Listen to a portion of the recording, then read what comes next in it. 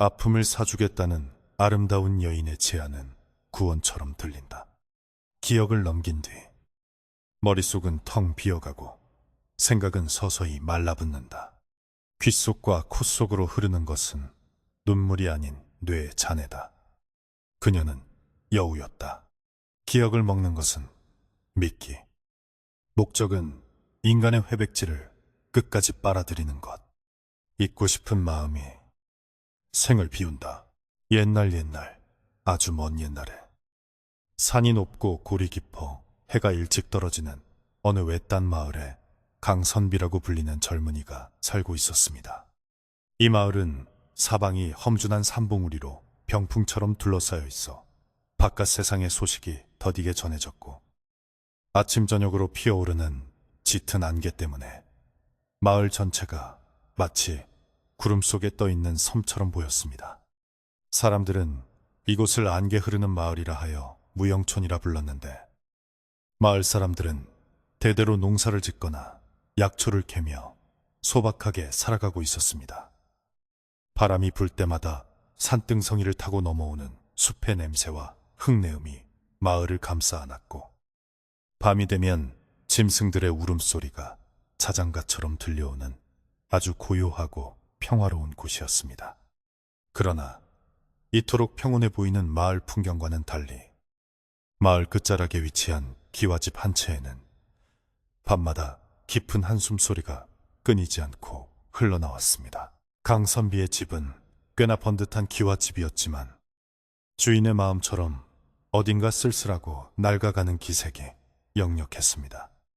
마당 한 구석에는 잎을 다 떨군 감나무 한 그루가 앙상한 가지를 하늘로 뻗은 채 서 있었고, 담장 아래에는 아무렇게나 자란 잡초들이 시들어가고 있었습니다. 강선비는 어려서부터 신동 소리를 들으며 자랐고, 마을 사람들의 기대를 한 몸에 받으며 한양으로 과거 시험을 보러 떠났던 인재였습니다. 모두가 그가 장원급제를 하고 금이 환영할 것이라 믿어 의심치 않았지만 운명은 야속하게도 그의 편이 아니었습니다. 몇 번의 낙방 끝에 그는 빈손으로 고향에 돌아와야 했고, 그 사이 그를 뒷바라지하던 부모님은 병을 얻어 세상을 떠나고 말았습니다. 텅 빈 집에 홀로 남겨진 강선비는 낮에는 멍하니 마루에 앉아 산을 바라보고, 밤에는 책상 앞에 앉아 글을 읽으려 했었지만 글자는 눈에 들어오지 않고 오직 후회와 자책만이 가슴을 짓눌렀습니다. 해가 서산으로 넘어가고 땅거미가 내려앉으면 강선비의 괴로움은 더욱 깊어졌습니다. 어둠은 그에게 휴식을 주는 것이 아니라 잊고 싶은 기억들을 더욱 선명하게 불러일으키는 가혹한 시간이었습니다. 호롱불을 켜고 앉아있으면 벽에 비친 자신의 그림자가 마치 실패한 인생을 조롱하는 듯 일렁거렸습니다. 책장을 넘기는 소리조차 부모님의 탄식 소리처럼 들려 가슴이 철렁 내려앉곤 했습니다. 그는 머리를 감싸쥐고 괴로워하며 차라리 이 모든 기억을 머릿속에서 도려낼 수만 있다면 얼마나 좋을까 하고 수없이 되뇌었습니다. 과거 시험장에서 실수했던 순간, 부모님의 실망한 눈빛, 마을 사람들의 수군거림이 마치 날카로운 가시가 되어 그의 머릿속을 쉼없이 찔러대었기 때문입니다. 잠을 청하려 자리에 누워도 뇌리에서 떠나지 않는 생각들 때문에 그는 밤새 뒤척이며 식은땀을 흘려야 했습니다. 어느 날 밤, 강선비는 도저히 잠을 이룰 수 없어 방문을 열고 갯마루로 나갔습니다. 늦가을에 차가운 밤 공기가 옷깃을 파고들어 살갗을 에이는 듯 했지만 머릿속에서 타오르는 화끈거리는 열기보다는 오히려 시원하게 느껴졌습니다. 하늘에는 하얀 달이 구름 사이로 희미하게 빛나고 있었고, 마당에 쌓인 낙엽들이 바람에 굴러가는 소리가 사각사각 들려왔습니다. 그는 멍하니 밤하늘을 올려다보며 생각했습니다. 사람이 산다는 것은 기억을 쌓아가는 일이라는데 어찌하여 나에게는 기억이 이토록 고통스러운 짐이 되었을까? 즐거웠던 어린 시절의 추억조차 이제는 돌아갈 수 없는 그리움이 되어 슬픔으로 변질되어 있었습니다. 그는 자신의 머리를 둔탁한 손으로 두드리며 이 지긋지긋한 생각의 굴레에서 벗어날 수만 있다면 자신의 영혼이라도 팔 수 있을 것 같다는 위험한 생각마저 하게 되었습니다. 마을 사람들은 강선비를 안타깝게 여겨 종종 먹을 것을 가져다 주거나 위로의 말을 건네곤 했습니다. 특히 마을 입구에 사는 나이 지긋한 할머니는 강선비의 집 앞을 지날 때마다 혀를 차며 걱정스러운 눈빛을 보내곤 했습니다. 젊은 사람이 마음을 굳게 먹어야지. 지나간 일은 흘러가는 물과 같은 것이라 붙잡으려 하면 손가락 사이로 빠져나갈 뿐이야. 하지만 그런 위로조차 강선비에게는 들리지 않았습니다. 사람들의 따뜻한 말은 그가 얼마나 처량한 신세가 되었는지를 확인시켜주는 것 같아 오히려 자존심을 상하게 했습니다. 그는 사람들을 피해 더욱 집안에 틀어박혔고 대문을 걸어 잠근 채 세상과의 소통을 거부하기 시작했습니다. 그의 고립이 깊어질수록 집안의 공기는 더욱 무겁고 침울해져 갔고 마당의 잡초는 더욱 무성하게 자라나 마치 폐가처럼 변해갔습니다. 강선비의 고통은 단순히 마음의 병에 그치지 않고 육체의 병으로까지 번져가고 있었습니다. 밤새 잠을 못 이루니 낮에는 머리가 깨질 듯이 아프고 눈앞이 흐릿해지기 일쑤였습니다. 밥맛도 없어 끼니를 거르는 일이 다반사였고 거울 속에 비친 그의 모습은 피골이 상접하여 마치 살아있는 유령처럼 보였습니다. 그는 붓을 들어 시를 한 수 지어보려 했지만 써 내려가는 글귀마다 한탄과 비탄만이 가득했습니다. 먹을 까는 동안에도 검은 먹물이 자신의 어두운 마음 같아 섬뜩함을 느꼈습니다. 내 머릿속에 들어있는 이 시커먼 기억 덩어리들을 누군가 끄집어내어 준다면 다시 예전처럼 맑은 눈으로 세상을 볼 수 있을 텐데. 그는 붓을 던져버리고 방바닥에 엎드려 소리 없는 울음을 삼켰습니다. 그의 울음은 깊은 우물 속에서 울리는 메아리처럼 공허하고 슬펐습니다. 그러던 어느 날 마을에 기묘한 소문이 바람을 타고 돌기 시작했습니다. 장터에 나갔던 마을 사람들이 삼삼오오 모여 수군대기를. 아랫마을 장터에 세상에서 본 적 없는 절세미인이 나타났다는 것이었습니다. 그 여인은 붉은 댕기를 곱게 들이고 비단 옷을 차려입었는데 사람들에게 물건을 파는 것이 아니라 오히려 사람들의 고민을 사겠다고 했다는 것입니다. 처음에는 미친 사람 취급을 받았으나 호기심에 이끌려 그녀에게 다가갔던 몇몇 사람들이 정말로 얼굴이 밝아져서 돌아오자 소문은 삽시간에 퍼져나갔습니다. 사람들은 그 여인이 용한 무당인지 아니면 하늘에서 내려온 선녀인지 알 수 없었지만 그녀가 가진 신비한 능력에 대해 이야기하며 눈을 반짝였습니다. 이 소문은 닫힌 대문 틈을 비집고 들어와 강선비의 귀에도 닿게 되었습니다. 강선비는 처음에는 그저 헛소문이라 치부하며 무시하려 했습니다. 세상에 보이지 않는 기억이나 고민을 사고 판다는 것이 말이나 되는 소리냐며 고웃음을 쳤습니다. 하지만 밤이 되어 다시금 불면의 고통이 찾아오자 낮에 들었던 그 기이한 이야기가 자꾸만 머릿속을 맴돌았습니다. 만약 정말로 그런 사람이 있다면 내 머릿속을 꽉 채우고 있는 이 실패의 기억들도 사갈 수 있을까? 이 끈질긴 악몽을 없애줄 수만 있다면 나는 무엇이든 내어줄 텐데. 그는 지푸라기라도 잡고 싶은 심정이 되어 자꾸만 밖을 기웃거렸습니다. 이성적으로는 말도 안 되는 일이라 생각하면서도 마음 한구석에서는 간절한 희망이 싹트고 있었던 것입니다. 고통이 너무나 컸기에 그는 이성을 잠시 내려놓고 싶었습니다. 계절은 어느덧 늦가을을 지나 초겨울의 문턱에 들어서고 있었습니다. 밤바람은 더욱 매서워졌고 문풍지는 쉴 새 없이 떨리며 윙윙거리는 소리를 내었습니다. 그 소리는 마치 누군가가 문 밖에서 울고 있는 것 같기도 하고 강선비의 이름을 부르는 것 같기도 하여 섬뜩함을 자아냈습니다. 강선비는 이불을 머리끝까지 뒤집어 썼지만 귀를 막아도 들려오는 마음의 소리는 피할 길이 없었습니다. 과거 급제는 물 건너갔고 가문은 몰락했다.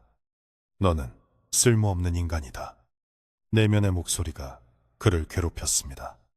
그는 벌떡 일어나 앉아 헐떡이며 주변을 둘러보았습니다. 방 안에는 오직 정막만이 감돌고 있었고 타다 남은 호롱불 심지만 이 가니프게 흔들리고 있었습니다. 그는 이 지옥 같은 밤이 영원히 끝나지 않을 것 같은 두려움에 사로잡혔습니다. 다음 날 아침 강선비는 충혈된 눈을 비비며 마당으로 나왔습니다. 우물가에 가서 찬물로 세수를 하며 정신을 차리려 애썼지만 머리는 여전히 무겁고 멍했습니다. 그때 대문 밖에서 웅성거리는 소리가 들려왔습니다. 평소 조용하던 마을 골목이 웬일인지 소란스러웠습니다. 강선비는 호기심을 이기지 못하고 대문을 삐그덕 열고 밖을 내다보았습니다. 마을 사람들이 마을 입구 쪽을 향해 바쁘게 걸어가고 있었고 그들의 얼굴에는 기대감과 흥분이 서려 있었습니다. 지나가는 이웃집 남자를 붙잡고 무슨 일이냐고 묻자 남자는 상기된 얼굴로 대답했습니다. 그 소문의 여인이 우리 마을에도 왔다는구만. 아랫마을 김씨가 그 여자에게 빚 걱정을 팔고 나서 아주 딴 사람처럼 편안해졌대. 나도 가서 지난번에 잃어버린 소 때문에 속상한 기억 좀 팔아보려고 가네. 강선비의 가슴이 쿵 하고 내려앉았습니다. 소문으로만 듣던 그 여인이 정말로 이 마을까지 찾아온 것입니다. 그는 망설였습니다. 선비된 도리로서 그런 유행을 바라는 것이 옳은 일인가 하는 자괴감과 이제는 제발 편안해지고 싶다는 욕망이 치열하게 싸웠습니다. 하지만 그의 발걸음은 이미 마을 입구를 향해 움직이고 있었습니다. 이성은 멈추라 하였으나 본능은 고통으로부터의 해방을 쫓고 있었기 때문입니다. 마을 입구에는 이미 많은 사람들이 모여 있었고 그 한가운데 붉은색 양산을 쓴 여인이 앉아 있었습니다. 멀리서 보아도 그녀의 자태는 눈이 부시게 아름다웠고 주변의 공기마저 그녀를 중심으로 흐르는 듯 했습니다. 강선비는 침을 꿀꺽 삼키며 군중 뒤편에 서서 그 광경을 지켜보았습니다. 여인은 고운 비단, 방석 위에 다소 곳이 앉아 있었는데 그녀의 얼굴은 백옥처럼 희고 입술은 앵두처럼 붉었습니다. 특히 눈길을 끄는 것은 그녀의 머리를 장식하고 있는 붉은 댕기였는데 바람이 불 때마다 마치 살아있는 뱀처럼 춤을 추는 듯 했습니다. 그녀의 앞에는 작은 탁자가 놓여 있었고 그 위에는 기이한 문양이 새겨진 항아리가 하나 놓여 있었습니다. 여인은 나긋나긋한 목소리로 사람들에게 말했습니다. 세상살이 얼마나 고달프십니까? 밤마다 여러분을 괴롭히는 슬픈 기억, 억울한 사연, 잊고 싶은 부끄러움을 제가 사겠습니다. 저에게 그 기억을 주시면 두둑한 재물과 함께 마음의 평화를 드리겠습니다. 그녀의 목소리는 마치 봄바람에 실려오는 꽃향기처럼 달콤하고 매혹적이어서 듣는 사람들의 마음을 단번에 무장해제시켰습니다. 마을 사람들 중 한 아낙네가 쭈뼛거리며 앞으로 나갔습니다. 그녀는 며칠 전 남편과 크게 다투고 마음의 상처를 입은 상태였습니다. 여인은 아낙네의 손을 부드럽게 잡고 눈을 맞추었습니다. 많이 힘드셨군요. 그 기억, 이제 필요 없으시지요? 아낙네가 고개를 끄덕이자 여인은 아낙네의 이마에 손을 얹고 알 수 없는 주문을 속삭였습니다. 잠시 후 여인이 손을 떼자 아낙네의 표정은 거짓말처럼 환해졌습니다. 방금 전까지 우울해 보이던 얼굴은 온데간데 없고 멍하니 웃음을 짓는 모습이 되었습니다. 여인은 항아리 뚜껑을 살짝 열어 무언가를 집어넣는 심혈을 하더니 아낙네의 손에 엽전 꾸러미를 쥐어주었습니다. 이제 댁으로 돌아가 푹 쉬십시오. 나쁜 기억은 제가 다 가져갔습니다. 사람들은 환호성을 질렀고 너도 나도 줄을 서기 시작했습니다. 그 광경을 지켜보던 강선비는 기이한 전율을 느꼈습니다. 분명 안악내는 행복해 보였지만 어딘가 모르게 텅 빈 듯한 눈동자가 마음에 걸렸습니다. 하지만 그 찜찜함보다는 부러움이 더 컸습니다. 저렇게 쉽게 고통을 덜어낼 수 있다니. 자신이 겪고 있는 이 긴긴 밤의 고문이 얼마나 억울하게 느껴졌는지 모릅니다. 그는 자신도 모르게 발걸음을 옮겨 줄의 끝자락에 섰습니다. 그때 누군가 강선비의 옷소매를 강하게 잡아 끌었습니다. 깜짝 놀라 뒤를 돌아보니 마을에서 가장 나이가 많고 지혜롭기로 소문난 만신 할머니였습니다. 할머니는 평소답지 않게 엄한 표정으로 강선비를 노려보며 낮게 으르렁거렸습니다. 강선비, 자네마저 제정신이 아닌 게야. 저건 사람이 할 짓이 아니네. 돌아가게. 어서. 만신 할머니의 소나기 힘은 노인이라고는 믿기지 않을 정도로 셌습니다. 강선비는 당황하여 말했습니다. 할머니, 저는 그저 너무 힘들어서 잠시 구경만 하려던 참입니다. 하지만 할머니는 강선비의 말을 자르며 단호하게 말했습니다. 자네 눈에 저 여자가 선녀로 보이나 내 눈에는 굶주린 짐승으로밖에 안 보여. 저 여자가 거두어가는 건 단순한 기억이 아니야. 사람의 혼을 야금야금 파먹으려는 수작이라고. 당장 집으로 돌아가 문을 걸어 잠그고 책이나 읽게. 할머니의 서슬 퍼런 경고에 강선비는 주춤했습니다. 하지만 이미 눈앞에서 기적을 목격한 그의 마음은 쉽게 가라앉지 않았습니다. 그는 할머니의 손을 뿌리치지는 못했지만 시선은 여전히 저 멀리 앉아있는 붉은 댕기의 여인에게 고정되어 있었습니다. 여인은 마치 그 시선을 느낀 듯 수많은 인파 속에서도 정확히 강선비가 서 있는 곳을 향해 고개를 돌렸습니다. 그리고는 살짝 미소를 지었는데 그 미소는 강선비의 심장을 틱게 할 만큼 요염하고 아름다웠습니다. 여인의 눈동자는 깊은 새처럼 검고 그윽하여 한 번 빠지면 영원히 헤어나올 수 없을 것만 같았습니다. 강선비는 순간적으로 정신이 아득해지는 것을 느꼈습니다. 만신 할머니가 옆에서 계속해서 무언가 경고의 말을 퍼붓고 있었지만 그 소리는 웅웅거리는 소음처럼 멀게만 느껴졌습니다. 여인의 입술이 달싹거리며 소리 없이 강선비에게 말을 건네는 듯 했습니다. 오세요. 당신의 그 무거운 짐을 제가 털어드릴게요. 강선비는 홀린 듯이 고개를 끄덕일 뻔했습니다. 그날 밤 강선비는 다시 집으로 돌아왔지만 마음은 온통 장터에 가 있었습니다. 책상 앞에 앉았으나 글자는 춤을 추듯 어지러웠고 머릿속은 온통 그 여인의 붉은 댕기와 검은 눈동자로 가득 찼습니다. 할머니는 노망이 드셔서 헛것을 보신 게야. 그렇게 많은 사람들이 행복해졌는데 나만 이렇게 고통 속에서 살아야 할 이유가 무엇인가? 그는 합리화를 시작했습니다. 고통을 없애는 것이 죄가 될 수는 없다고. 기억을 파는 것은 병을 고치는 것과 다를 바 없다고 스스로를 설득했습니다. 밖에서는 바람이 더욱 거세게 불어와 창호지 문을 흔들어댔습니다. 마치 누군가가 문을 두드리는 것 같아 그는 몇 번이나 방문을 열어보았지만 툇마루에는 차가운 어둠만이 웅크리고 있을 뿐이었습니다. 하지만 강선비가 모르는 사이에 마을의 공기는 서서히 변해가고 있었습니다. 기억을 판 사람들의 집에서는 웃음소리가 들려왔지만 그 웃음소리는 어딘가 나사 풀린 사람처럼 공허하고 기계적이었습니다.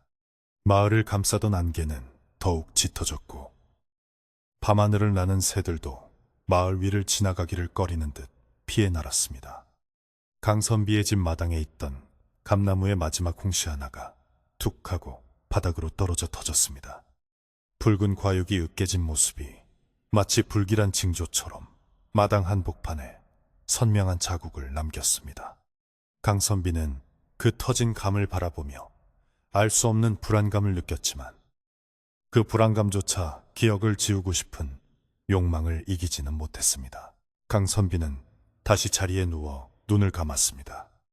그러자 또다시 과거의 악몽이 그를 덮쳐왔습니다. 시험장에서 떨리는 손으로 답안지를 작성하던 순간 먹물을 엎질러 망쳐버린 종이, 시험관의 차가운 비웃음. 그 기억들은 마치 어제 일처럼 생생하게 되살아나 그의 심장을 조여왔습니다. 그는 이불을 걷어차고 벌떡 일어났습니다. 더 이상은 못 참겠다. 내일 날이 밝는 대로 그 여인을 찾아가리라. 내 머릿속을 파먹는 이 벌레 같은 기억들을 모조리 팔아버리고 나도 남들처럼 두 다리 뻗고 잘 것이다. 그는 결심을 굳히며 주먹을 불끈 쥐었습니다. 그의 눈에는 광기 어린 결단이 서려 있었습니다. 그 시각 마을 어귀의 주막에 머물고 있던 붉은 댕기 여인은 창문을 열고 밤하늘을 올려다보고 있었습니다. 그녀는 입맛을 다시며 가늘고 긴 혀로 붉은 입술을 핥았습니다. 이 마을에는 유독 맛있는 냄새가 나는구나. 묵은 슬픔과 후회로 잘 숙성된 뇌가 아주 많아. 그녀의 그림자가 달빛을 받아 벽에 비쳤는데 사람의 형상이 아니라 무언가 꼬리가 여러 개 달린 짐승의 모습처럼 일렁거렸습니다. 하지만 마을 사람들은 깊은 잠에 빠져 있거나 혹은 기억을 팔고 멍하니 천장을 바라보고 있어 아무도 그 기이한 광경을 목격하지 못했습니다.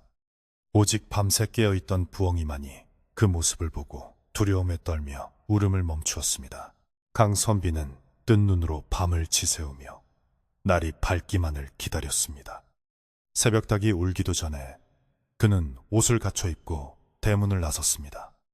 안개가 자욱하여 한 치 앞도 분간하기 힘들었지만 그는 기억을 팔겠다는 일념 하나로 장터를 향해 걸음을 재촉했습니다. 그의 발걸음은 그 어느 때보다 가벼웠지만 동시에 절벽을 향해 달려가는 수레바퀴처럼 위태로워 보였습니다. 그의 뒤로 닫힌 집 대문이 끼익 소리를 내며 바람에 흔들렸습니다. 마치 주인이 떠나는 길을 말리려는 듯, 혹은 다시는 돌아오지 못할 주인을 애도하는 듯한 소리였습니다. 마을길을 걷다 보니 어제 기억을 팔았던 이웃집 김씨가 대문 앞에 나와 앉아있는 것이 보였습니다. 강선비는 반가운 마음에 다가가 인사를 건넸습니다. 김서방, 평안한가? 어제 좋은 일이 있었다지. 하지만 김씨는 강선비를 보고도 아무런 반응을 하지 않았습니다. 초점 없는 눈으로 허공을 응시하며 입가에 침을 흘리고 있을 뿐이었습니다. 강선비가 다시 한번 큰 소리로 불렀지만 김씨는 고개를 아주 천천히 돌려 강선비를 바라보았습니다. 그의 눈동자는 마치 죽은 물고기의 눈처럼 탁하고 생기가 없었습니다. 강선비는 순간 등골이 오싹해졌지만 너무 편안해서 넋을 놓고 있는 거겠지 라고 애써 생각하며 발걸음을 돌렸습니다. 하지만 그의 마음 한구석에는 찜찜한 여운이 가시처럼 박혀들었습니다. 장터의 아침 공기는 여느 때보다 무겁고 축축하게 가라앉아 있었습니다. 평소라면 닭 울음소리와 함께 부지런히 아침을 여는 상인들의 활기찬 외침으로 가득 찼을 장터였지만 오늘만큼은 기이할 정도로 조용했습니다. 마치 거대한 소미불이 마을 전체를 덮어누르고 있는 듯한 적막감이 감돌았습니다. 그 정적을 깨는 것은 오직 사람들의 나지막한 웅성거림과 바닥을 쓰는 집신 소리뿐이었습니다. 강선비가 안개를 헤치고 장터 입구에 들어섰을 때 그의 눈앞에는 믿기 힘든 광경이 펼쳐져 있었습니다. 마을 사람들의 절반은 나와 있는 듯한 긴 줄이 뱀처럼 구불구불하게 이어져 있었고 그 줄의 끝에는 어김없이 그 붉은 댕기의 여인이 앉아 있었습니다. 그녀의 주변만 마치 다른 세상인 양 붉은 양산 아래가 환하게 빛나고 있었고 은은한 향내가 안개를 타고 퍼져나와 사람들의 코끝을 간지럽히고 있었습니다. 강선비는 군중들 틈에 섞여 조심스럽게 줄의 앞쪽으로 다가갔습니다. 가까이서 본 여인의 미모는 소문보다 훨씬 더 비현실적이었습니다. 잡티 하나 없는 하얀 피부는 도자기를 빚어놓은 듯 매끄러웠고 살짝 올라간 눈꼬리는 요염하면서도 처연한 분위기를 동시에 풍기고 있었습니다. 그녀는 찾아오는 사람 한 명 한 명에게 따뜻한 미소를 보내며 그들의 손을 잡고 위로의 말을 건넸습니다. 오랫동안 가슴속에 묻어둔 돌덩이가 얼마나 무거우셨습니까? 이제 그 짐을 저에게 내려놓으시고 편안해지세요. 그녀의 목소리는 마치 꽁꽁 언 계곡물이 녹아 흐르는 소리처럼 맑고 청아하여 듣는 이의 경계심을 눈 녹듯 사라지게 만들었습니다. 사람들은 홀린 듯 고개를 끄덕이며 주섬주섬 자신의 가장 아픈 기억들을 꺼내놓을 준비를 하고 있었습니다. 강선비는 근처 나무 뒤에 몸을 숨기고 그 거래 과정을 유심히 지켜보았습니다. 한 늙은 농부가 여인의 앞에 앉아 떨리는 목소리로 사연을 털어놓기 시작했습니다. 흉년이 들어 자식들을 굶겼던 기억, 빚쟁이에게 시달리며 느꼈던 수치심을 이야기하는 농부의 눈에서는 굵은 눈물방울이 뚝뚝 떨어졌습니다. 여인은 안타까운 표정으로 고개를 끄덕이며 농부의 머리에 손을 얹었습니다. 그러자 농부의 정수리에서 아지랑이 같은 희뿌연 연기가 피어오르더니 여인의 손길을 따라 천천히 허공으로 빨려 들어갔습니다. 여인은 그 연기를 낚아채듯 손에 쥐고는 앞에 놓인 항아리에 담고 재빨리 뚜껑을 닫았습니다. 그 순간 농부의 얼굴에서 슬픔과 고통의 기색이 씻은 듯이 사라졌습니다. 하지만 강선비의 눈에는 그것이 평온함이라기보다는 마치 영혼의 일부가 뜯겨나간 듯한 텅 빈 표정으로 보였습니다. 기억을 판 농부는 여인이 건네준 돈주머니를 받아들고 자리에서 일어났습니다. 어라, 내가 방금 무슨 이야기를 하려고 했더라? 농부는 머리를 긁적이며 어리둥절한 표정을 지었습니다. 방금 전까지 통곡을 하며 쏟아냈던 그 처절한 사연이 머릿속에서 깨끗이 지워진 것이었습니다. 여인은 빙그레 웃으며 말했습니다. 나쁜 꿈을 꾸신 겁니다. 이제 집으로 가서 맛있는 저녁이나 지어 드세요. 농부는 실실 웃으며 연신 고개를 숙여 인사를 하고는 가벼운 발걸음으로 돌아갔습니다. 그 모습을 지켜보던 대기줄의 사람들은 탄성을 지르며 부러움의 눈빛을 보냈습니다. 정말이야, 정말로 괴로움이 싹 사라졌어. 여기저기서 감탄사가 터져나왔고 순서를 기다리는 사람들의 마음은 더욱 조급해졌습니다. 강선비 역시 그 기적 같은 광경에 마음이 크게 흔들렸습니다. 저렇게 간단하게, 저렇게 깨끗하게 지울 수 있다니. 하지만 강선비의 마음 한구석에는 여전히 알 수 없는 불안감이 켈리를 틀고 있었습니다. 그는 붉은 댕기 여인이 항아리 뚜껑을 닫을 때마다 입맛을 다시는 듯한 묘한 표정을 짓는 것을 놓치지 않았습니다. 아주 짧은 순간이었지만 그녀의 눈동자가 세로로 길게 찢어지며 짐승의 눈처럼 번뜩이는 것을 본 것 같기도 했습니다. 강선비는 눈을 비비고 다시 보았지만 여인은 여전히 선녀 같은 미소로 사람들을 맞이하고 있을 뿐이었습니다. 내가 너무 예민해진 탓이겠지. 잠을 못 자서 헛것이 보이는 게야. 그는 스스로를 타일렀지만 등골을 타고 흐르는 식은땀은 멈추지 않았습니다.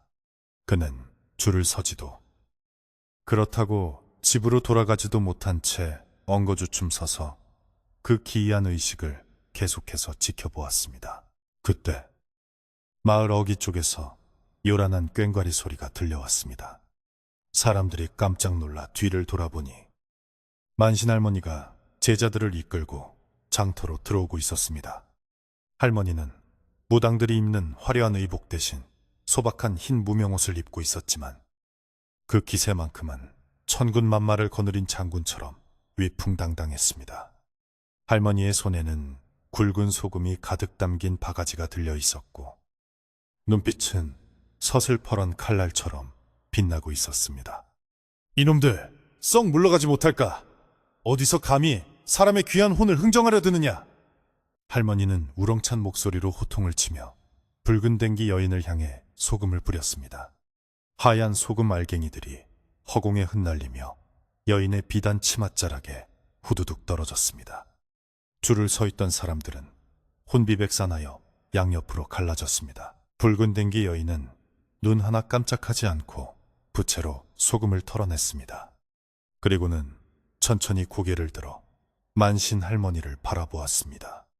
그녀의 표정은 여전히 웃고 있었지만 눈빛은 차갑게 가라앉아 있었습니다. 어르신, 노망이 드셔도 곱게 드셔야지요. 힘든 이웃들이 서로 돕고 살자는데 어찌하여 회방을 놓으십니까?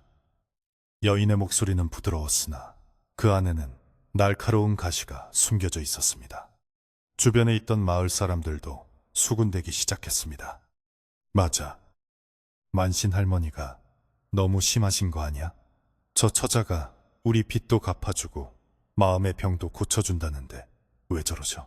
사람들은 이미 여인의 달콤한 유혹에 넘어가 오랫동안 마을의 어른으로 존경받아온 만신 할머니보다 낯선 여인의 편을 들기 시작했습니다. 만신 할머니는 기가 막히다는 듯 가슴을 치며 소리쳤습니다. 네, 인연. 네가 쓴 그 껍데기를 내가 모를 줄 아느냐. 사람의 기억은 곧 그 사람의 삶이고 영혼이다. 슬픔도 아픔도 다 살이 되고 피가 되어 사람을 사람답게 만드는 법이오늘. 달콤한 말로 꼬드겨 알맹이를 빼가려 하다니. 할머니는 지팡이로 땅을 쿵쿵 내리찍으며 분노를 표했습니다. 하지만 여인은 코웃음을 치며 대꾸했습니다.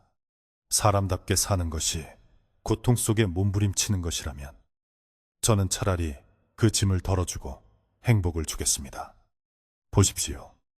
저분들의 편안한 얼굴을. 여인이 가리킨 곳에는 기억을 판 사람들이 멍하니 서서 실실 웃고 있었습니다. 그들의 모습은 행복해 보였지만 어딘가 모르게 나사가 풀린 인형처럼 기괴했습니다. 강선비는 두 여인의 팽팽한 대립을 지켜보며 혼란스러웠습니다. 만신 할머니의 말씀이 이치에 맞다는 것을 머리로는 알았지만 당장 오늘 밤 또다시 겪어야 할 불면의 고통을 생각하면 여인의 제안을 뿌리치기가 힘들었습니다. 그때 만신 할머니와 강선비의 눈이 마주쳤습니다. 할머니는 군중 속에 숨어있는 강선비를 발견하고는 성큼성큼 다가왔습니다. 강선비, 자네는 글을 읽는 선비가 아니던가. 사리분별을 할 줄 아는 자네가 어찌 이런 곳에서 기웃거리고 있어. 할머니는 강선비의 팔을 낚아채며 호통을 쳤습니다. 강선비는 얼굴이 화끈거려 고개를 들 수가 없었습니다. 할머니, 저도 너무 괴로워서 그럽니다. 하루라도 편히 자고 싶어서. 만신 할머니는 강선비의 초췌한 얼굴을 보며 잠시 안타까운 표정을 지었습니다. 그러고는 품속에서 작게 접은 부적 하나를 꺼내 강선비의 손에 쥐어주었습니다. 이걸 베개 밑에 넣고 자게. 그리고 명심해. 기억을 잃는다는 건 나 자신을 잃는 것과 같은 말이야. 빈 껍데기가 되어 천년을 사느니 아픔을 안고 하루를 사는 게 진짜 사람인 게야. 할머니의 목소리는 간곡하고 절실했습니다. 강선비는 뜨거운 무언가가 가슴속에서 울컥 치솟는 것을 느꼈습니다. 그는 부적을 꽉 쥐고 고개를 끄덕였습니다. 하지만 그 순간에도 붉은 댕기 여인의 시선이 강선비의 등 뒤에 꽂히는 것이 느껴졌습니다. 끈적하고 집요한 그 시선은 마치 너는 결국 내게 오게 될 거야 라고 속삭이는 듯 했습니다. 그날 밤 마을은 전날보다 더욱 조용해졌습니다. 기억을 판 집들이 늘어나면서 마을 전체를 감싸던 생활의 소음들이 하나둘씩 사라져갔기 때문입니다. 아이를 야단치는 어머니의 목소리도, 술에 취해 신세한탄을 하던 아저씨의 주정소리도 들리지 않았습니다. 겉으로 보기에는 평화롭기 그지없었지만 강선비는 그 고요함이 마치 폭풍우가 몰아치기 전에 바다처럼 느껴졌습니다. 그는 만신 할머니가 준 부적을 베개 밑에 넣고 자리에 누웠습니다. 부적 덕분인지 아니면 낮의 소란으로 피곤해서인지 그는 평소보다 조금 일찍 잠이 들 수 있었습니다. 하지만 그의 꿈자리는 결코 편안하지 않았습니다. 꿈속에서 그는 끝없는 안개 속을 헤매고 있었고 안개 너머에서는 수많은 사람들의 웅얼거리는 소리가 들려왔습니다. 내 이름을 돌려줘. 내 얼굴을 돌려줘. 꿈속의 목소리들은 애타게 무언가를 찾고 있었습니다. 강선비가 안개를 헤치고 나아가자 붉은 댕기를 한 거대한 여우가 마을 사람들을 집어삼키는 모습이 보였습니다. 여우는 9개의 꼬리를 흔들며 사람들의 머리통을 사탕처럼 빨아먹고 있었습니다. 강선비는 비명을 지르며 잠에서 깨어났습니다. 온몸은 식은땀으로 흥건했고 심장은 터질 듯이 뛰고 있었습니다. 밖에서는 여전히 바람소리만 윙윙거릴 뿐이었지만 강선비는 직감적으로 마을에 무언가 끔찍한 일이 벌어지고 있음을 느꼈습니다. 그는 떨리는 손으로 물 한 사발을 들이키고 정신을 차리려 애썼습니다. 단순한 악몽일까? 아니면 할머니의 경고가 현실이 되는 걸까? 다음 날부터 마을에는 이상한 소문이 돌기 시작했습니다. 기억을 판 사람들이 점점 더 이상해지고 있다는 것이었습니다. 처음에는 그저 건망증이 심해진 정도로 여겼으나 시간이 지날수록 그 증세가 심각해졌습니다. 밭에 나간 농부가 쟁기질하는 법을 잊어버려 멍하니 서 있는가 하면 아낙네가 밥 짓는 법을 잊어 생쌀을 씹어먹는 일도 생겨났습니다. 하지만 가장 기이한 것은 그들의 표정이었습니다. 아무런 감정도 담기지 않은 텅 빈 눈으로 허공을 응시하며 입가에는 의미 없는 미소를 띠고 있는 그 모습은 살아있는 사람이라기보다는 걸어다니는 시체에 가까웠습니다. 마을 사람들은 쉬쉬하면서도 불안해했지만 여전히 자신의 고통을 팔고 싶어하는 대기줄은 줄어들지 않았습니다. 이미 중독된 것처럼 사람들은 그 여인을 맹목적으로 믿고 싶어 했습니다. 강선비는 이웃집 김씨의 상태를 살피러 갔습니다. 며칠 전 기억을 팔고 행복해하던 김씨는 마루에 앉아 침을 질질 흘리고 있었습니다. 김, 서방, 나 알아보겠나? 강선비가 물었지만 김씨는 초점 없는 눈으로 강선비를 바라볼 뿐 대답이 없었습니다. 김씨의 귀에서는 맑은 물 같은 것이 조금씩 흘러나오고 있었는데 냄새를 맡아보니 비릿하면서도 달큰한 향이 났습니다. 그것은 붉은 탱기 여인에게서 나던 그 향기와 똑같았습니다. 강선비는 소스라치게 놀라 뒤로 물러섰습니다. 이것은 병이 아니었습니다. 무언가 김씨의 머릿속을 파먹고 남은 찌꺼기가 흘러나오는 것 같았습니다. 강선비의 뇌리에 만신 할머니의 사람의 혼을 야금야금 파먹으려는 수작이라는 말이 천둥처럼 울려 퍼졌습니다. 그때 대문 밖에서 인기척이 느껴졌습니다. 강선비가 고개를 돌려보니 담장 너머로 붉은 양산이 스쳐 지나가는 것이 보였습니다. 붉은 댕기 여인이었습니다. 그녀는 마치 산책을 나온 듯 마을 골목을 유유히 거닐고 있었습니다. 그런데 그녀가 지나가는 곳마다 개들이 꼬리를 내리고 숨거나 미친 듯이 짖어대기 시작했습니다. 여인은 김씨네 집 쪽을 힐끔 쳐다보았는데 강선비와 눈이 딱 마주쳤습니다. 그녀는 묘한 미소를 지으며 입모양으로 무언가를 속삭였습니다. 아직도 망설이고 있나요? 강선비는 공포에 질려 숨을 멈췄습니다. 그녀는 모든 것을 알고 있었습니다. 강선비가 지켜보고 있다는 것도, 그가 흔들리고 있다는 것도, 그리고 마을 사람들이 서서히 망가져가고 있다는 것도 그녀에게는 그저 유희에 불과한 듯 했습니다. 여인이 사라진 후에도 강선비는 한참 동안 그 자리에 못 박힌 듯 서 있었습니다. 김 씨의 귀에서 흐르는 액체는 바닥에 떨어져 기이한 얼룩을 만들고 있었습니다. 강선비는 더 이상 가만히 있을 수 없다고 생각했습니다. 이대로 두면 마을 사람들 모두가 김 씨처럼 되고 말 것이라는 확신이 들었습니다.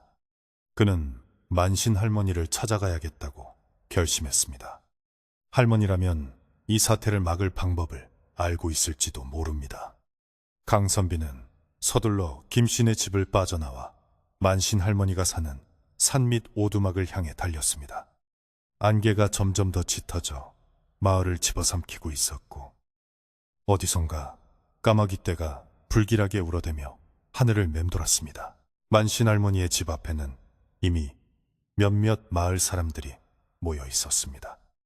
그들도 가족의 이상한 증세를 눈치채고 할머니를 찾아온 것이었습니다. 할머니는 마당에 큰 솥을 걸고 약초를 다리고 있었는데 그 냄새가 몹시 독하고 매웠습니다. 올 줄 알았다. 이제야 사태의 심각성을 깨달은 게냐. 할머니는 달려온 강선비를 보며 혀를 찼습니다. 할머니, 김서방의 귀에서 이상한 물이 나옵니다. 사람을 알아보지도 못하고. 강선비가 숨을 헐떡이며 말하자 할머니의 표정이 굳어졌습니다. 벌써 뇌수까지 녹여먹기 시작했구나. 생각보다 놈의 허기가 깊어. 서둘러야겠다. 할머니는 소뚜껑을 열며 비장하게 말했습니다. 할머니는 강선비에게 다가와 그의 어깨를 꽉 잡았습니다. 강선비, 자네가 도와줘야 해. 놈은 사람들의 헛된 욕망을 먹고 힘을 키웠어. 단순히 구슬한다고 쫓아낼 수 있는 게 아니야. 자네처럼 아직 혼이 온전하고 의심을 품은 사람이 놈의 본색을 드러내게 만들어야 해. 강선비는 두려웠지만 김씨의 텅 빈 눈동자를 떠올리며 고개를 끄덕였습니다. 제가 무엇을 하면 됩니까?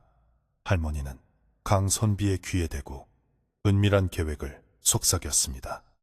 그것은 목숨을 걸어야 할지도 모르는 위험한 일이었지만 마을을 구할 수 있는 유일한 방법이었습니다. 어둠이 다시 마을을 덮어오고 있었습니다. 이날 밤은 유독 달빛조차 없는 캄캄한 밤이었습니다. 강선비는 만신 할머니가 일러준 대로 품속에 날카로운 은장도 하나를 숨기고 다시 장터 쪽으로 향했습니다. 여인은 밤에도 영업을 멈추지 않고 있었습니다. 그녀의 거처인 임시 천막에서는 희미한 불빛이 새어나오고 있었고 여전히 몇몇 사람들이 그 앞에서 순서를 기다리고 있었습니다. 강선비는 깊은 심호흡을 하고 천막 안으로 들어섰습니다. 여인은 강선비를 보자마자 기다렸다는 듯 환하게 웃으며 맞이했습니다. 드디어 오셨군요. 당신의 그 지독한 기억, 제가 아주 비싸게 사드리겠습니다. 그녀의 눈동자가 탐욕스럽게 번들거렸습니다. 강선비는 떨리는 손을 감추며 그녀의 맞은편에 앉았습니다. 이제 돌이킬 수 없는 싸움이 시작되려 하고 있었습니다. 천막 안은 밖에서 보던 것보다 훨씬 넓고 아늑해 보였지만 숨을 들이쉴 때마다 폐부 깊숙이 파고드는 냄새는 견디기 힘들 정도로 역했습니다. 그것은 싸구려 분 냄새와 오래된 꿀단지에서 나는 단내, 그리고 어딘가 썩어가는 고기의 비릿함이 뒤섞인 기묘한 악취였습니다. 붉은 댕기 여인은 강선비를 비단 방석 위에 앉히며 다과상을 밀어주었습니다. 상 위에는 붉은색 떡과 차가 놓여 있었는데 차의 색깔이 마치 핏물처럼 검붉어 강선비는 입을 댈 엄두조차 나지 않았습니다. 여인은 강선비의 긴장한 기색을 살피며 부드럽게 말을 건넸습니다. 긴장하지 마세요. 그저 나쁜 꿈을 꾸고 일어나는 것과 같습니다. 눈을 감고 저에게 모든 것을 맡기시면 됩니다. 그녀의 목소리는 귓가에 끈적하게 달라붙어 강선비의 의식을 흐리게 만들었습니다. 강선비는 만신 할머니가 준 부적을 속주머니 안에서 꽉 쥐며 정신을 똑바로 차리려 애썼습니다. 그는 짐짓 고민하는 척하며 시간을 끌었습니다.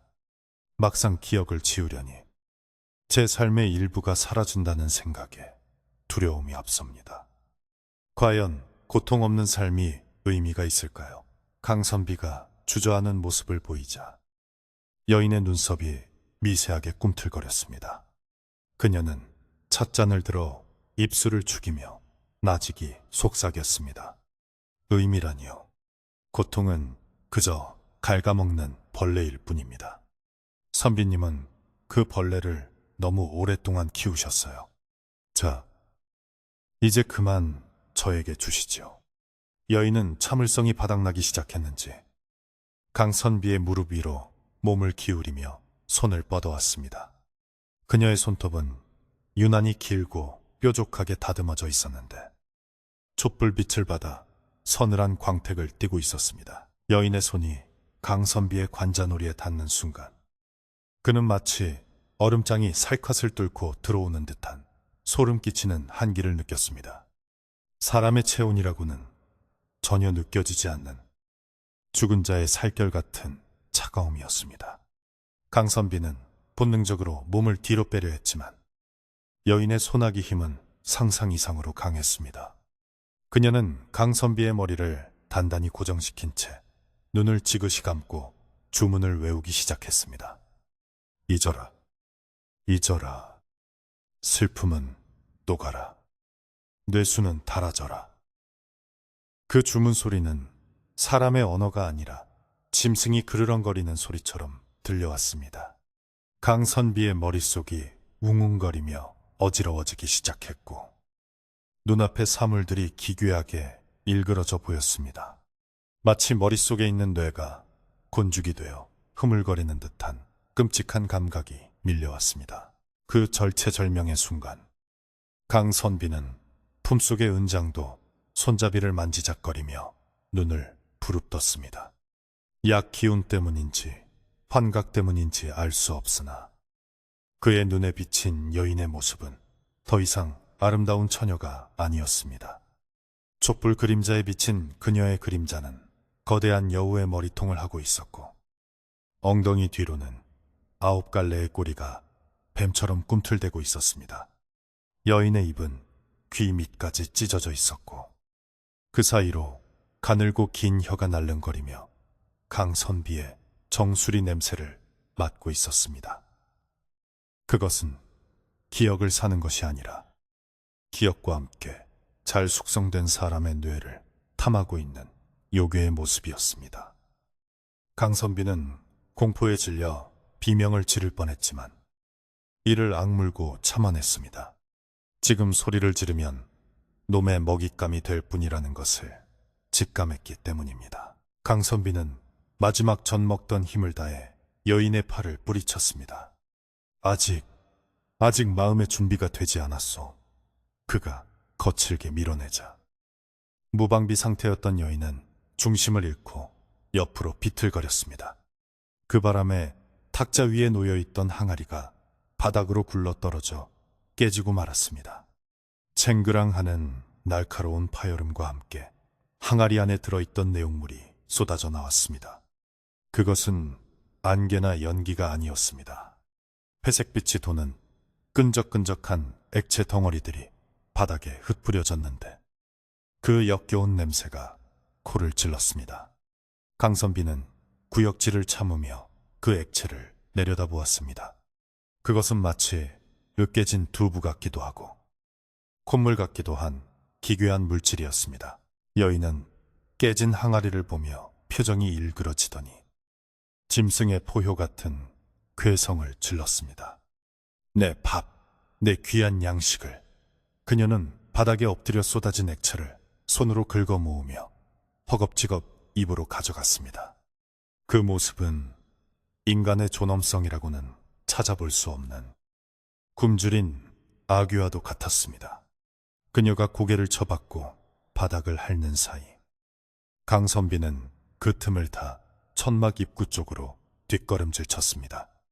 여인이 고개를 들었을 때 그녀의 입가에는 회색 액체가 범벅이 되어 있었고 눈동자는 완전히 붉게 충혈되어 세로로 찢어져 있었습니다. 어딜 도망가려고. 내 허락 없이는 이 천막을 나갈 수 없어.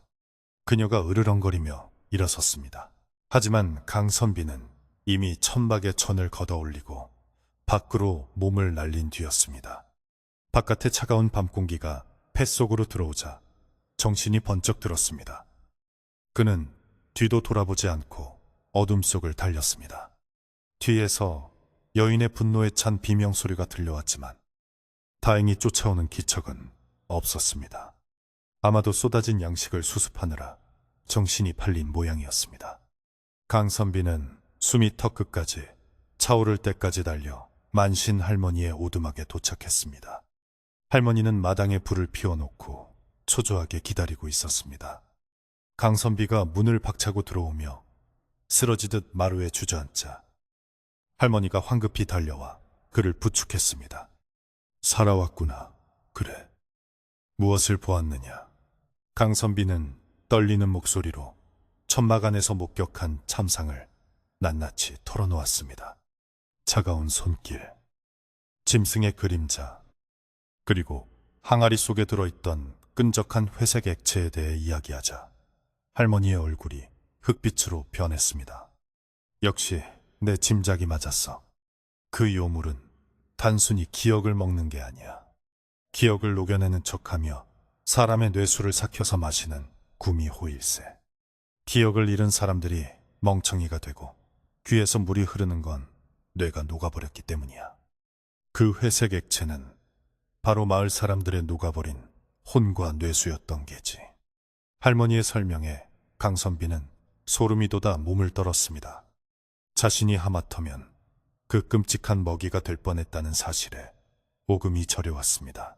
다음 날 아침, 마을의 풍경은 지옥도와 다름없었습니다. 밤새 짙은 안개가 마을을 완전히 뒤덮어 해가 중천에 떴음에도 사방이 어둑어둑했습니다.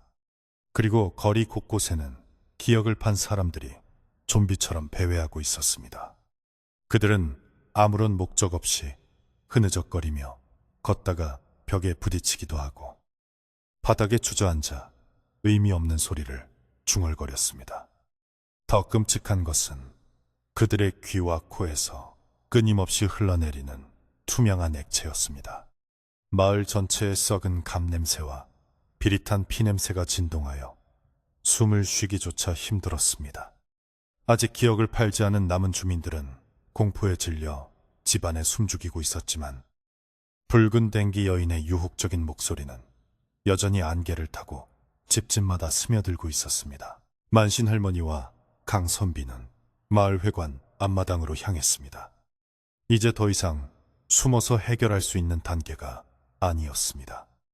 모든 마을 사람들이 보는 앞에서 요물의 정체를 밝히고 놈을 쫓아내야만 했습니다.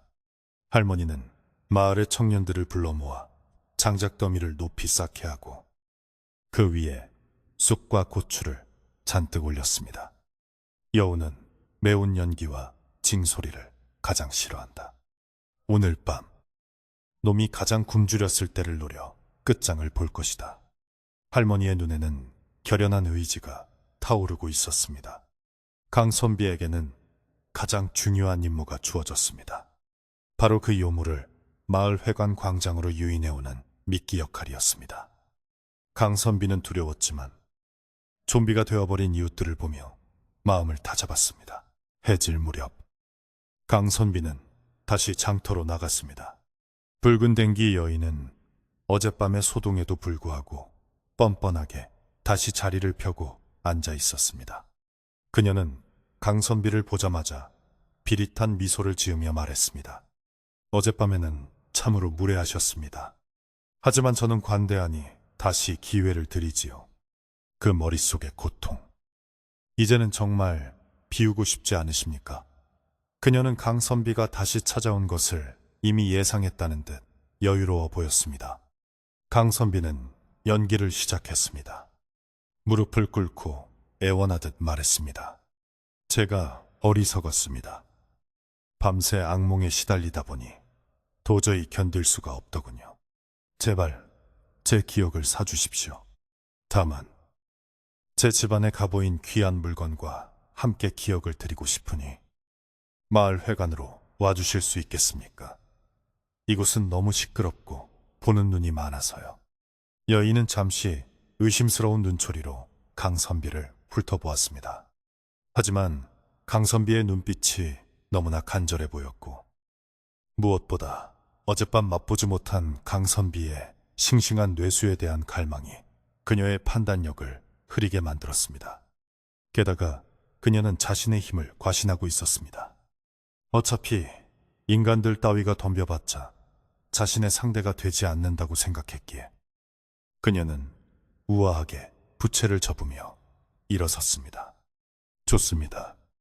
선비님의 그 정성을 봐서 특별히 왕진을 가드리지요. 대신 아주 맛있는 기억이어야 합니다. 그녀가 혀로 입술을 핥으며 앞장서라고 손짓했습니다. 강선비는 속으로 쾌재를 부르며 마을 회관 쪽으로 발걸음을 옮겼습니다.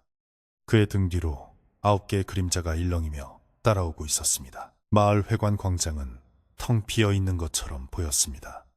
하지만 곳곳에 숨겨진 장작더미와 징을 든 마을 사람들이 매복해 있었습니다.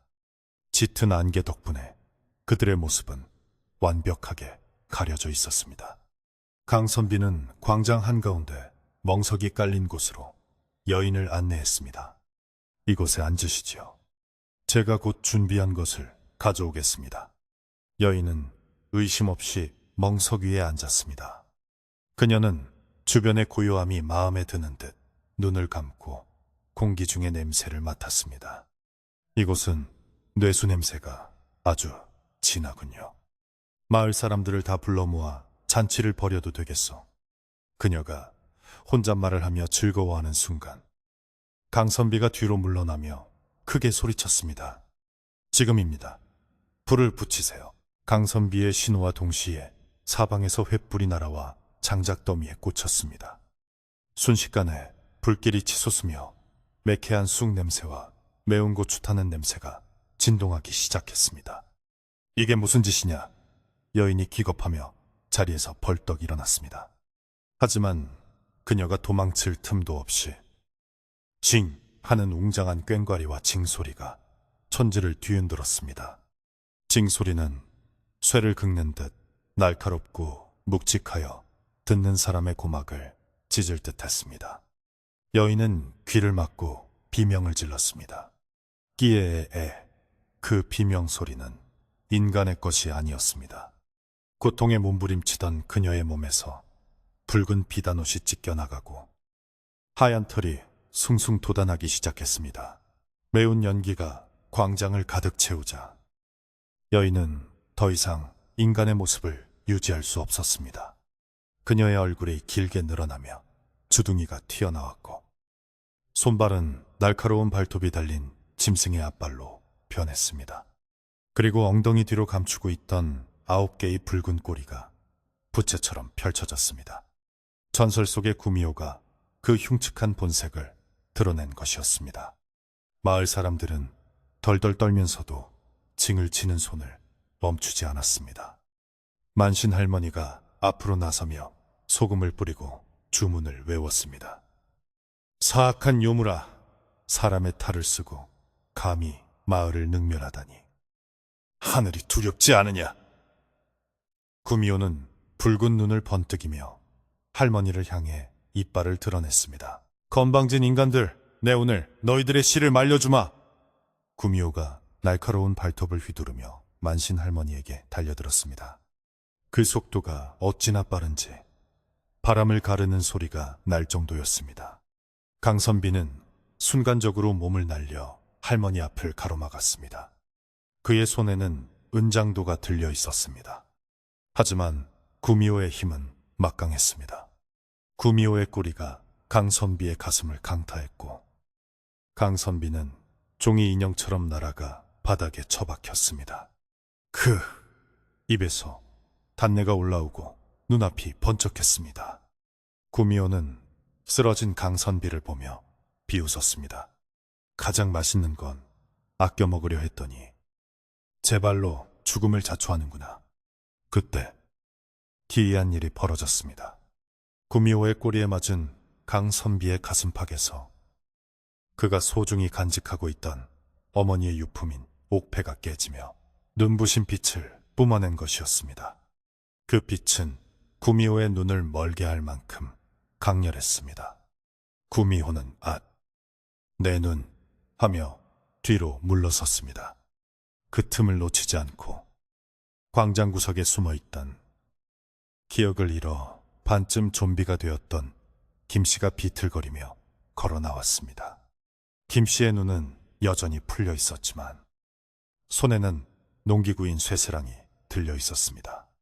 무의식 속에서도 자신의 가족과 마을을 지키려는 본능이 남아 있었던 것입니다. 김씨뿐만 아니라 기억을 잃은 다른 마을 사람들도 하나둘씩 무기를 들고 구미호를 에워싸기 시작했습니다. 그들의 텅 빈 눈동자에 분노의 불꽃이 일렁이기 시작했습니다. 구미호는 당황한 기색이 역력했습니다. 자신의 계산대로라면 기억을 잃어 뇌수가 흘러내리는 저 인간들은 그저 움직이는 고깃덩어리에 불과해야 했습니다. 하지만 몽롱한 눈빛 속에서도 김씨를 비롯한 마을 사람들은 쇠스랑과 낫을 꽉 쥐고 한 발짝도 물러서지 않았습니다. 비록 의식은 흐릿할지언정 평생을 이 척박한 땅에서 가족을 지키며 살아온 가장들의 본능은 요물의 주술보다 더 깊고 단단한 곳에 뿌리내리고 있었던 것입니다. 구미호가 꼬리를 휘둘러 위협했지만 사람들은 마치 보이지 않는 끈으로 묶여있는 것처럼 서로의 어깨를 맞대고 포위망을 좁혀왔습니다. 그들의 입에서는 짐승의 으르렁거림 같은 낮은 신음소리가 흘러나왔는데 그것은 공포에 질린 비명이 아니라 삶의 터전을 침범당한 자들의 분노에 찬 함성이었습니다. 강선비는 깨진 옥패의 파편을 털어내며 비틀거리며 일어섰습니다. 가슴이 찢어질 듯 아팠지만 머릿속은 그 어느 때보다 맑고 선명했습니다. 그는 구미호가 사람들의 기억을 빼앗아 힘을 얻는다는 사실을 상기했습니다. 그렇다면 반대로 저 요물에게 가장 치명적인 것은 바로 인간의 강인한 의지와 기억의 힘일 것이라 확신했습니다. 강선비는 은장도를 고쳐주며 구미호를 향해 외쳤습니다. 네가 가져간 것은 껍데기일 뿐이다. 우리 마음속에 새겨진 땀과 눈물의 기억은 네가 감히 삼킬 수 있는 것이 아니다. 그의 목소리는 징소리와 섞여 광장에 쩌렁쩌렁 울려 퍼졌습니다. 그 외침에 호응하듯 마을 사람들의 징소리가 더욱 격렬해졌고 매캐한 쑥 연기는 소용돌이치며 구미호의 시야를 가렸습니다. 독 안에 든 쥐꼬리 된 구미호는 광란하며 날뛰기 시작했습니다. 이 미천한 것들이 감히 나를. 그녀가 앞발을 휘두르자 굵은 장작들이 성냥개비처럼 부러져 나갔고 바닥의 흙먼지가 폭풍처럼 일어났습니다. 하지만 만신 할머니는 조금도 물러서지 않고 징을 치며 주문을 외웠습니다. 할머니의 주문은 단순한 소리가 아니라 마을의 지신을 깨우고 조상들의 혼을 불러오는 엄숙한 의식이었습니다. 징소리가 한 번 울릴 때마다 구미호의 움직임이 둔해졌고 9개의 꼬리는 무거운 쇠사슬을 매단 것처럼 축 늘어졌습니다. 구미호는 고통스러운 듯 귀를 막고 머리를 흔들어댔습니다. 인간들이 내뿜는 삶의 열기와 매운 연기가 요물에게는 살을 태우는 독과 같았기 때문입니다. 강선비는 구미호의 약점을 찾기 위해 놈의 움직임을 예리하게 관찰했습니다. 날뛰는 구미호의 몸 주변으로 붉은 기운이 감돌고 있었는데 그 기운의 중심은 바로 목에 걸려있는 붉은 댕기였습니다. 처녀의 모습일 때 머리에 메고 있던 그 댕기가 본색을 드러낸 후에도 여전히 목에 감겨 불길한 빛을 내뿜고 있었습니다. 저 댕기야말로 놈이 훔친 기억들을 저장하고 요력을 유지하는 매개체임이 분명했습니다. 강선비는 숨을 죽이고 기회를 엿보았습니다. 구미호가 만신 할머니를 향해 마지막 발악을 하려는 찰나 강선비는 바람처럼 몸을 날려 구미호의 등 뒤로 뛰어올랐습니다. 그의 목표는 단 하나, 목에 감긴 붉은 댕기였습니다. 구미호는 등 뒤에 달라붙은 강선비를 떼어내기 위해 미친 듯이 몸을 비틀었습니다. 날카로운 발톱이 강선비의 옷을 찢고 살갗을 스쳤지만 강선비는 털을 움켜쥐고 절대 놓지 않았습니다. 이 끈질긴 놈, 네 놈의 뇌를 가장 먼저 씹어 먹어주마. 구미호가 고개를 뒤로 젖히며 강선비의 목을 물려고 입을 크게 벌렸습니다. 역겨운 입냄새와 뜨거운 열기가 얼굴에 훅 끼쳐왔습니다. 죽음이 코앞에 닥친 순간 강선비는 두려움 대신 서늘한 냉정을 되찾았습니다. 그는 은장도를 높이 쳐들고 구미호의 목을 노리는 것이 아니라 펄럭이는 붉은 댕기를 향해 힘껏 내리꽂았습니다. 이걸로 끝이다. 싹둑 하는 소리와 함께 질긴 비단 댕기가 끊어졌습니다. 그 순간 믿을 수 없는 일이 벌어졌습니다. 끊어진 댕기 사이로 검붉은 피 대신 수많은 사람들의 비명과 환호, 울음과 웃음소리가 뒤섞인 희뿌연 연기가 뿜어져 나왔습니다. 그것은 구미호가 그동안 마을 사람들에게서 훔쳐간 기억의 조각들이었습니다. 억울했던 기억, 슬펐던 기억, 부끄러웠던 기억들이 한꺼번에 쏟아져 나오며 광장의 허공을 가득 메웠습니다. 구미호는 마치 심장이 뽑힌 것처럼 처절한 비명을 지르며 바닥에 뒹굴었습니다. 안 돼! 내 힘이! 내 영생이! 그녀의 비명 소리는 산천을 뒤흔들었지만 이미 빠져나가는 기운을 막을 수는 없었습니다. 댕기가 끊어지자 구미호의 거대한 몸집은 순식간에 줄어들기 시작했습니다. 집채만 하던 덩치는 송아지 크기로 다시 강아지 크기로 줄어들었고 붉게 타오르던 눈빛도 빛을 잃고 희미해졌습니다. 9개의 위협적이던 꼬리는 볼품없는 여우 꼬리 하나로 변해버렸습니다. 이제 그곳에 있는 것은 천년 묵은 요괴가 아니라 그저 털이 그을리고 상처 입은 늙은 붉은 여우 한 마리뿐이었습니다. 여우는 겁에 질린 눈으로 강선비와 마을 사람들을 올려다보며 바들바들 떨었습니다. 자신의 힘의 원천인 타인의 고통과 기억이 사라지자 본래의 미약한 존재로 돌아가 버린 것이었습니다. 만신 할머니가 징체를 내리고 여우에게 다가갔습니다. 할머니의 눈에는 분노보다는 연민과 엄중함이 서려 있었습니다. 네가 훔친 것은 단순한 기억이 아니라 사람들이 살아온 시간 그 자체였다. 남의 삶을 도둑질하여 얻은 영생이 어찌 온전할 수 있겠느냐. 할머니가 호통을 치자 여우는 깨갱 소리를 내며 꼬리를 말았습니다. 마을 사람들은 돌을 들어 여우를 내리치려 했지만 강선비가 그들을 막아섰습니다. 그만두십시오. 이미 힘을 잃었습니다. 죽이는 것보다 더한 벌은 다시는 이런 짓을 못하게 쫓아내고 평생 굶주림 속에 살게 하는 것입니다. 강선비의 말에 사람들은 주저하며 돌을 내려놓았습니다. 강선비는 여우를 향해 길을 터주었습니다. 다시는 우리 마을, 아니 인간 세상에 얼씬도 하지 마라. 또다시 사람의 마음을 탐하려 든다면 그때는 내 목숨을 걸고 너를 배울 것이다. 여우는 강선비의 섯을 퍼런 눈빛에 기가 꺾여 뒷걸음질 쳤습니다. 그리고는 틈을 타 쏜살같이 어둠 속으로 도망쳤습니다. 절뚝거리며 산속으로 사라지는 붉은 여우의 뒷모습은 초라하기 그지없었습니다. 잠시 후 산 꼭대기에서 여우의 구슬픈 울음소리가 한 번 들려오더니 이내 밤에 적막 속으로 완전히 사라졌습니다.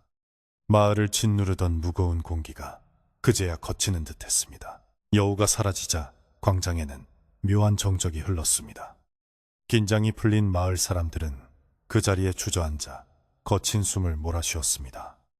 그때 가장 먼저 변화가 일어난 것은 좀비처럼 변해버렸던 피해자들이었습니다. 김 씨가 으어 하고 긴 한숨을 내쉬더니 다리에 힘이 풀려 쓰러졌습니다. 그의 귀와 코에서 흐르던 끈적한 액체도 멈추었습니다.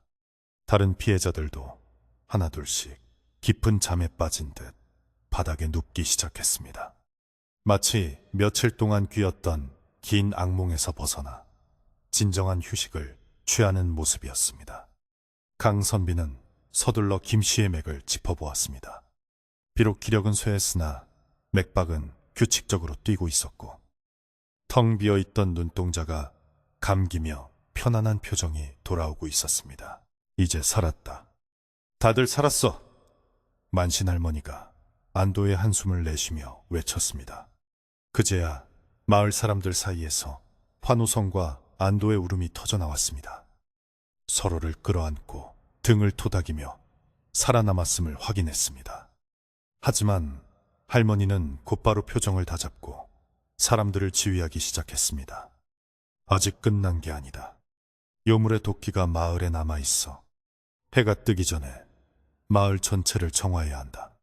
청년들은 냇가에서 맑은 물을 길어오고 안악들은 큰 솥에 물을 끓여라. 쑥과 소금을 풀어 마을 구석구석을 씻어내야 해. 할머니의 지시에 따라 마을은 다시 바쁘게 돌아가기 시작했습니다. 이번에는 공포가 아닌 희망의 움직임이었습니다. 광장 한가운데에는 거대한 가마솥이 걸렸고 장작불이 활활 타올랐습니다. 맑은 물에 쑥과 창포, 소금을 넣고 끓이자 향긋하고 개운한 냄새가 퍼져나가며 썩은 비린내를 몰아냈습니다. 강선비와 마을 사람들은 끓인 물을 식혀 수건을 적신 뒤 쓰러진 이웃들의 얼굴과 몸을 정성스럽게 닦아주었습니다. 끈적한 회색 액체가 닦여나가고 뽀얀 피부가 드러나자 사람들의 얼굴에는 다시 생기가 돌기 시작했습니다. 강선비는 김 씨의 얼굴을 닦아주며 속으로 빌었습니다. 부디 나쁜 기억은 흐려지고 다시 가족들과 웃으며 살 수 있기를. 그의 손길은 더없이 조심스럽고 따뜻했습니다. 한편 다른 사람들은 횃불을 들고 마을 곳곳을 돌며 소금을 뿌리고 잡귀를 쫓는 소리를 질렀습니다. 물러거라, 잡귀야 물러거라. 그들의 목소리에는 힘이 넘쳤고 그 소리에 놀라 숨어있던 어둠의 잔재들이 산 너머로 도망치는 듯했습니다. 강선비의 집 마당에도 소금이 뿌려졌고 오랫동안 닫혀있던 대문은 활짝 열려 신선한 밤 공기를 맞이했습니다. 안개는 서서히 걷히고 있었고 구름 사이로 얼굴을 내민 보름달이 마을을 환하게 비추었습니다. 달빛을 받은 젖은 기와 지붕들이 은빛으로 반짝이며 본래의 아름다운 마을 풍경을 되찾아가고 있었습니다. 새벽이 다가오자 쓰러져 있던 사람들이 하나둘씩 깨어나기 시작했습니다. 그들은 자신들이 겪었던 일을 정확히 기억하지 못했습니다. 어라, 내가 왜 여기 누워있지? 아주 긴 꿈을 꾼 것 같은데. 김 씨가 머리를 문지르며 일어나 앉았습니다. 그는 강선비를 보며 멍한 표정을 지었습니다. 강선비, 자네 얼굴이 왜 그리 엉망인가? 무슨 전쟁이라도 치렀나? 김 씨의 질문에 강선비는 피식 웃음을 터뜨렸습니다. 기억을 잃었다가 되찾은 그들의 표정은 다소 얼빠져 보였지만 그 속에 담긴 눈빛만큼은 예전에 따뜻하고 살아있는 인간의 것이었습니다. 강선비는 김 씨의 손을 꼭 잡으며 말했습니다. 전쟁을 치렀지요. 아주 힘든 전쟁을 이기고 돌아오셨습니다. 만신 할머니는 큰 바가지에 따뜻한 꿀물을 타서 깨어난 사람들에게 나누어 주었습니다. 자, 이걸 마시고 정신들 차려. 속에 낀 독을 씻어내는 데는 이게 최고야. 달콤하고 따뜻한 꿀물이 목을 타고 넘어가자 사람들의 창백했던 얼굴에 혈색이 돌기 시작했습니다. 마을 회관 앞마당은 어느새 거대한 야전병원이자 잔칫집 같은 분위기로 변했습니다. 누군가는 울고 누군가는 웃으며 서로의 안부를 물었습니다. 끔찍했던 공포는 이제 쑥향기와 함께 허공으로 흩어지고 사람과 사람 사이의 온기만이 그 자리를 채웠습니다. 강선비는 그 광경을 바라보며 가슴 한 구석이 묵직해짐을 느꼈습니다.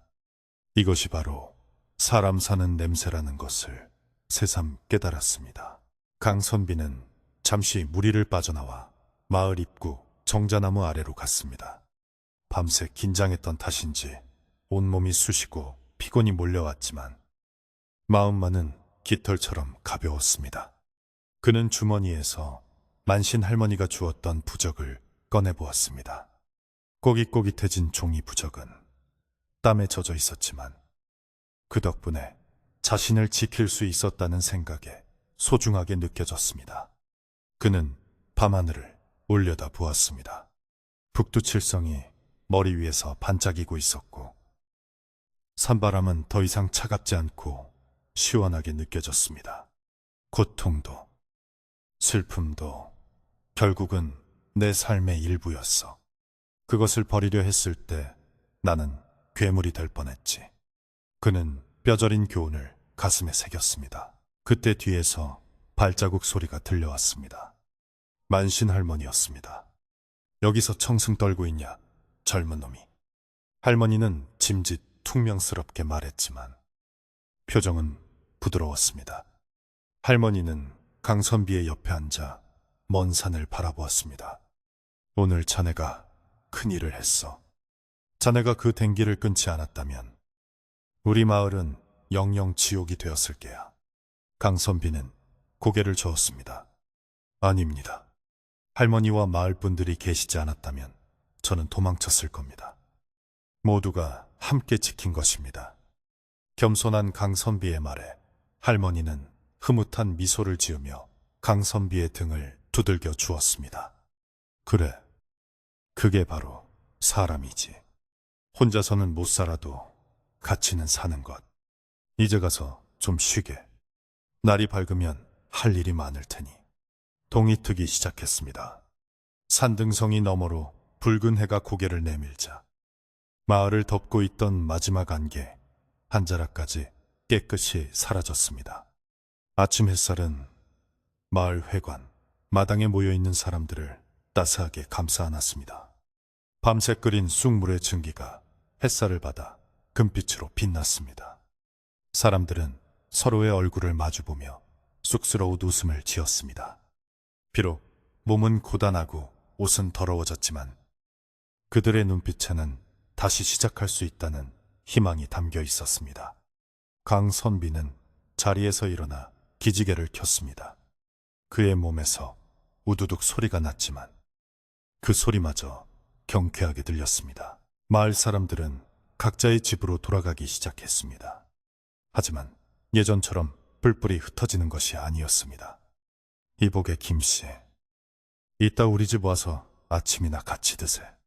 그래, 내가 맛있는 김치 꺼내갈게.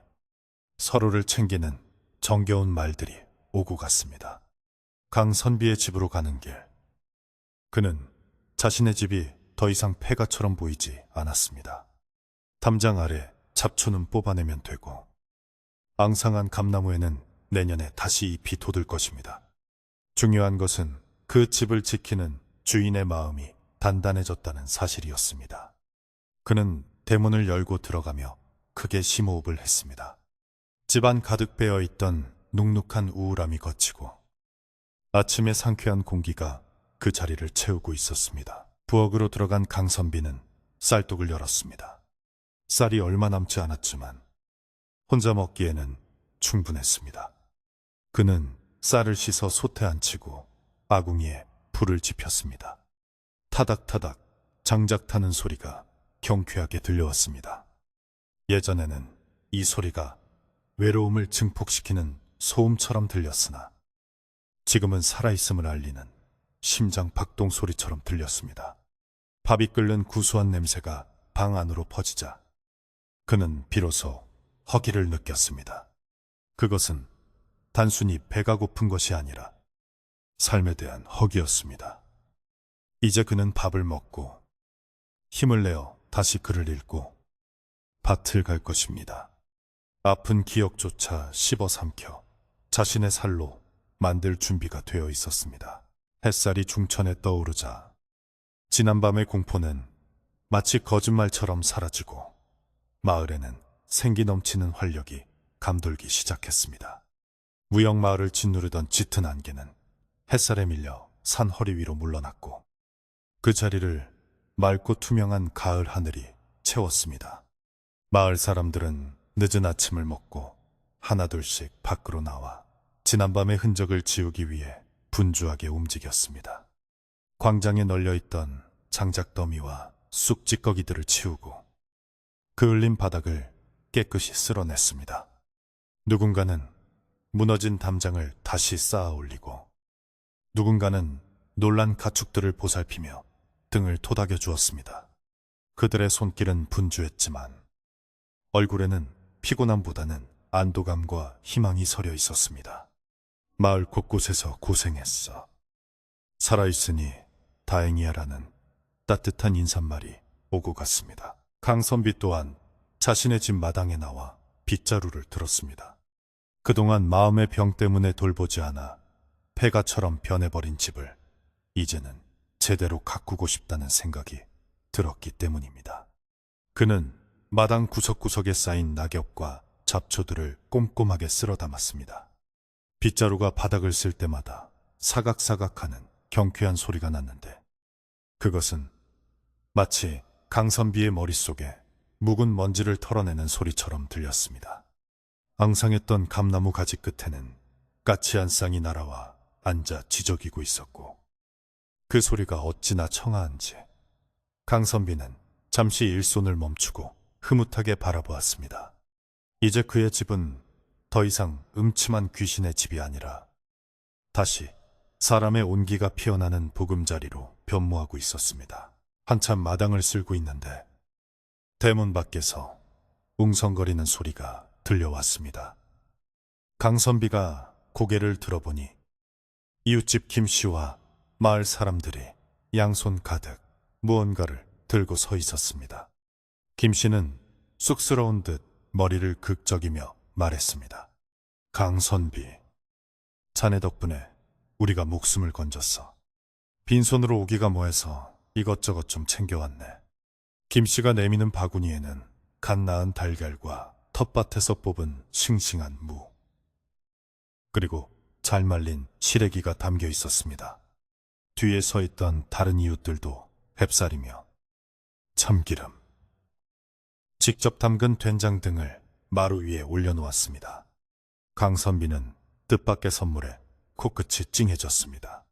그동안 자신을 외면한다고 생각했던 이웃들이 사실은 누구보다 따뜻한 마음을 가지고 있었음을 깨닫게 된 것입니다. 강선비는 급히 방석을 꺼내 마루에 깔며 손님들을 맞이했습니다. 누추한 곳이지만 잠시 쉬었다 가십시오. 제가 가진 건 없지만 따뜻한 차라도 한 잔 대접하겠습니다. 사람들은 사양하지 않고 마루에 걸터 앉아 땀을 식혔습니다.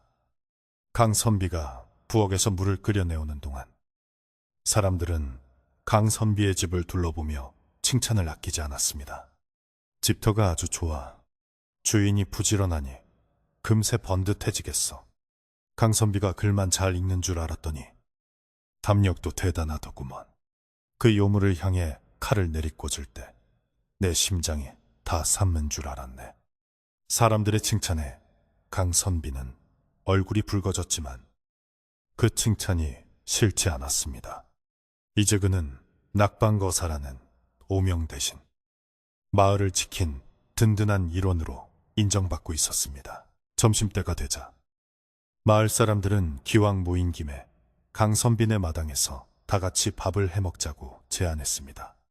아낙네들은 각자 집에서 가져온 식재료를 부엌으로 가져가 솜씨를 발휘하기 시작했습니다.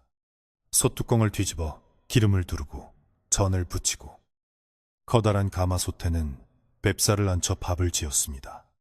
뚝배기에선 김씨가 가져온 된장으로 끓인 찌개가 보글보글 끓어오르며 구수한 냄새를 풍겼습니다. 강선비의 집 부엌에서 이렇게 맛있는 냄새가 나는 것은 부모님이 돌아가신 이후 처음이었습니다. 그는 아낙네들이 시키는 대로 장작을 패고 물을 길어 나르며 부지런히 움직였습니다. 몸은 고되었지만 마음은 솜사탕처럼 부풀어 올라 행복감으로 가득 찼습니다. 마당 한가운데 멍석을 깔고 둥근 밥상이 여러 개 차려졌습니다. 김이 모락모락 나는 하얀 쌀밥과 노릇노릇하게 구워진 생선, 매콤한 김치, 그리고 구수한 된장찌개가 상을 가득 채웠습니다. 마을의 어른인 만신 할머니도 지팡이를 짚고 오셔서 상석에 앉으셨습니다. 할머니는 강선비를 옆자리에 앉히며 말씀하셨습니다. 자, 오늘은 우리 마을이 다시 태어난 날이야. 그리고 강선비 자네가 다시 세상으로 나온 날이기도 하지. 많이들 들게나. 할머니의 말씀에 모두가 환호하며 숟가락을 들었습니다. 다 같이 둘러앉아 먹는 밥맛은 꿀맛이었습니다. 서로 반찬을 얹어주고 국을 떠주며 나누는 정이 밥알 하나하나에 스며들어 있었습니다. 식사를 하며 사람들은 지난밤에 무용담을 안주 삼아 이야기꽃을 피웠습니다. 내가 그때 쇠스랑을 들고 달려들었는데 말이야. 사실 다리가 후들거려서 혼났네. 김씨의 너스레에 사람들이 와르르 웃음을 터뜨렸습니다. 기억을 잃었던 사람들도 이제는 그때의 멍했던 기분을 농담처럼 이야기할 수 있게 되었습니다. 아이고, 나는 내 마누라 얼굴도 못 알아봤다지 뭔가. 오늘 밤에는 다리 주물러주며 싹싹 빌어야겠어. 그들의 웃음소리에는 더 이상 그늘이 없었습니다. 아픈 기억도, 무서운 기억도 이제는 모두 지나간 과거가 되어 함께 이겨낸 추억으로 변해가고 있었습니다. 강선비는 그 모습을 보며 생각했습니다. 기억이란 지우는 것이 아니라 이렇게 덮어가며 희석시키는 것이구나. 배불리 밥을 먹고 난 후 사람들은 마당에 둘러앉아 차를 마시며 여유를 즐겼습니다. 가을 햇살이 따사롭게 내리쬐어 나른한 졸음이 몰려올 정도였습니다. 강선비는 조심스럽게 자신의 계획을 이야기했습니다. 어르신들, 제가 비록 과거에는 급제하지 못했지만 배운 글을 썩히는 것이 아까워 마을 아이들에게 글을 가르쳐 볼까 합니다. 서당을 열어 아이들에게 글도 가르치고 사람 되는 도리도 가르치면 어떨까 싶습니다. 강선비의 말에 만신 할머니가 무릎을 치며 반기셨습니다. 그래야지. 자네처럼 마음이 단단한 스승 밑에서 배우면 우리 마을 아이들도 훌륭하게 자랄 걸세. 마을 사람들도 모두 박수를 치며 찬성했습니다. 강선비는 가슴이 벅차올랐습니다. 이제 그에게는 새로운 목표와 살아갈 이유가 생긴 것입니다. 해가 뉘엿뉘엿 저물어 가자 사람들은 하나둘씩 자리를 털고 일어났습니다. 선비, 오늘 밥 잘 먹었네. 내일 서당 자리 보러 갈 때 나도 같이 가세. 밤에 무서우면 언제든 소리 지르게. 우리가 몽둥이 들고 달려올 테니까. 사람들은 농담 반, 진담 반의 인사를 남기고 각자의 집으로 돌아갔습니다. 북적거리던 마당이 다시 조용해졌지만 예전의 삭막한 정막과는 달랐습니다. 마당에는 사람들의 온기가 남아 있었고 부엌에는 아직도 구수한 밥 냄새가 배어 있었습니다. 강선비는 대문을 닫고 빗장을 걸었습니다. 그 소리가 탁 하고 경쾌하게 울렸습니다. 이제 빗장은 세상을 차단하는 벽이 아니라 자신의 소중한 보금자리를 지키는 방패가 되었습니다. 강선비는 방으로 들어와 호롱불을 켰습니다. 그리고 오랫동안 덮어두었던 책을 펼쳤습니다. 어제까지만 해도 글자 하나하나가 자신을 찌르는 가시처럼 느껴졌지만 오늘은 그저 종이 위에 적힌 먹물 글씨로 보일 뿐이었습니다. 그는 붓을 들어 하얀 종이 위에 시 한 수를 적어 내려갔습니다. 비온 뒤 땅이 굳고 안개 거친 산에 달이 뜨네.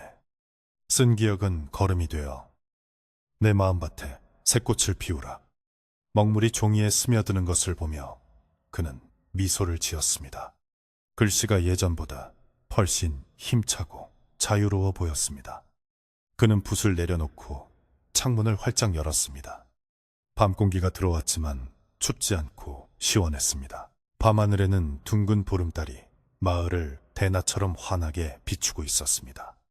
달빛을 받은 초가집 지붕들이 옹기종기 모여있는 모습이 마치 잠든 아이들처럼 평화로워 보였습니다. 멀리서 개 짖는 소리가 들려왔고 풀벌레들이 가을의 끝자락을 아쉬워하며 노래하고 있었습니다. 강선비는 툇마루에 걸터앉아 그 평화로운 풍경을 눈에 담았습니다. 불과 며칠 전만 해도 이 밤이 그토록 무섭고 길게만 느껴졌는데 지금은 이 고요함이 더없이 소중하고 아름답게 다가왔습니다. 그는 자신의 가슴에 손을 얹어 보았습니다. 심장은 규칙적이고 힘차게 뛰고 있었고 마음속을 맴돌던 불안과 후회는 달빛에 녹아 사라진 듯 했습니다. 그때 만신 할머니가 주고 간 부적이 생각나 베개 밑을 들춰보았습니다. 꼬깃꼬깃해진 부적을 꺼내보니 거기에는 마음, 심신, 자 하나가 힘있게 쓰여 있었습니다. 할머니는 처음부터 알고 계셨던 것입니다. 귀신을 쫓는 것은 신비한 주술이 아니라 결국 자기 자신의 마음을 바로 세우는 일이라는 것을요. 강선비는 부적을 정성스럽게 접어 책갈피 사이에 끼워두었습니다. 이제 더 이상 부적의 의지에 잠을 청할 필요가 없었기 때문입니다. 그는 스스로의 힘으로 마음의 평화를 찾았고 내일을 살아갈 용기를 얻었습니다. 강선비는 이부자리를 펴고 자리에 누웠습니다. 소미불의 포근한 감촉이 온몸을 감싸 안았습니다. 방바닥에서 올라오는 온기가 등허리를 따뜻하게 찢어주어 노곤함이 밀려왔습니다. 그는 천장을 바라보며 오늘 하루 있었던 일들을 되새겨 보았습니다. 이웃들의 웃는 얼굴, 맛있는 저녁밥, 아이들을 가르칠 생각. 떠올리는 모든 기억들이 따뜻하고 몽글몽글했습니다. 과거의 실수와 아픔이 완전히 사라진 것은 아니었습니다. 여전히 가끔은 쓰라리겠지만 이제 그는 알고 있었습니다. 그 상처마저도 자신이 살아온 삶의 증거이며 앞으로 나아가는 데 필요한 밑거름이라는 사실을 말입니다. 바람이 불어와 문풍지를 살며 쉬 흔들었습니다. 우웅 하는 소리가 마치 어머니가 불러주시던 자장가처럼 부드럽게 들렸습니다. 강선비는 눈을 감았습니다. 눈앞에 펼쳐지던 무서운 환영들은 더 이상 나타나지 않았습니다. 대신 햇살 가득한 마을 풍경과 아이들의 책 읽는 소리가 꿈결처럼 아른거렸습니다. 그의 호흡은 점차 깊고 고르게 변해갔습니다. 오랜 불면의 밤을 지나 그는 비로소 진정한 휴식을 맞이하고 있었습니다. 머릿속을 꽉 채우고 있던 복잡한 생각의 실타래들이 스르르 풀리며 깊고 어두운 그러나 안락한 잠에 심연 속으로 천천히 빠져들었습니다. 마을 전체가 깊은 잠에 빠져들었습니다. 집집마다 불이 꺼지고 오직 달빛만이 마을 어귀를 지키는 장승 위로 쏟아져 내렸습니다. 붉은 댕기 여인이 가져왔던 소란과 유혹은 이제 전설 속의 옛 이야기가 되어 바람에 실려 날아갔습니다. 사람들은 꿈속에서 저마다의 행복한 기억을 만나고 있을 것입니다. 고통 없는 삶을 바라기보다 고통을 이겨내고 얻은 기쁨을 소중히 여기며 살아가는 법을 깨달은 무역마을의 밤은 그 어느 때보다 평온했습니다. 산속 깊은 곳, 바위 틈에 숨어있던 작은 붉은 여우 한 마리가 마을 쪽을 내려다 보았습니다.